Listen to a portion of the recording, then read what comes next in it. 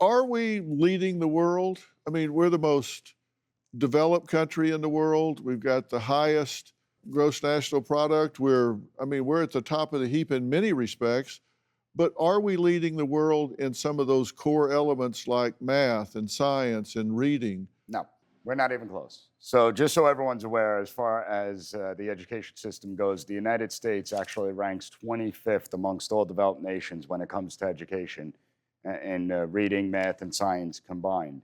We just declined for the 5th year in a row when it comes to our university institutions on a worldwide ranking scale. It was the 5th year that we declined. And we've created a system where we're just cycling students through the system. And that's become one of the biggest problems because we see what's happening. I mean, we are the wealthiest nation. We're the sole superpower of the world, at least for now. How long do you think that's going to be going forward if we don't fix this problem? And what really is mind-boggling to me, and I can't seem to get a grasp on it, is why don't we speak about it as much as we should be speaking? This should be one of the top issues within the country, and yet most people remain silent about it.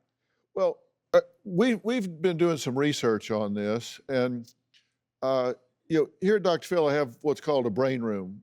We have some researchers that do nothing but research. We do deep dives into the literature when we're looking for specifics. And as of midnight last night, of 79 countries, the U.S. ranked 13th in reading, 18th in science, and 37th in math. Correct. That's shockingly bad. It is. And that's disturbing. Well, if you look at every empire that ever exists, they all led in education and innovation at the time. And as we're collapsing, you see countries like China that are rising when it comes to these stats. And we spend more. We spend $1.3 trillion a year on education. That's 7, 8 times more than Germany, which is the second country that spends the most money on education. So we're putting all this money in. Where's the return on investment? It's not like we're producing a bunch of little Einsteins out there. And that's part of something that we have to look at. So we have the collapse of the education system, changes in the family unit, and then changes in the mindset of students themselves that have really created problems. And what kind of changes in student mindsets are you talking about?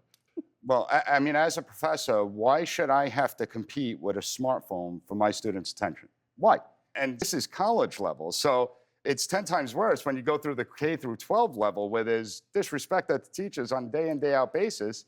And, can't take away the phones. If you take away the phones, then parents call, they get upset and fights start breaking out. You actually feel hostility from your students. Yeah, there's been a few occasions where students get violent. And honestly, it's not that uncommon anymore, especially in our grade levels. Middle school and up. The fact that they think that they can do it and get away with it is what's scary. Well, they can. Yeah, and they do. Because if you call the parents, they're not particularly responsive. It wasn't my kid who did it. That's not my kid. They would never do that. And it's like, well, I just watched it happen. So the denial is real. Or it goes to the other extreme where the parents don't care. The public education system is supposed to be about social efficiency, civic obligation and responsibility, character, and discipline. We've eliminated all three. And then people wonder why it's all collapsed. It's because we went from where we were and we've created this system where it's just about, the subject material. And we're not even going to really teach them the subject material. We're going to dumb it down for them. Seniors, 12th graders are reading at a 7th grade level, just so everyone's aware.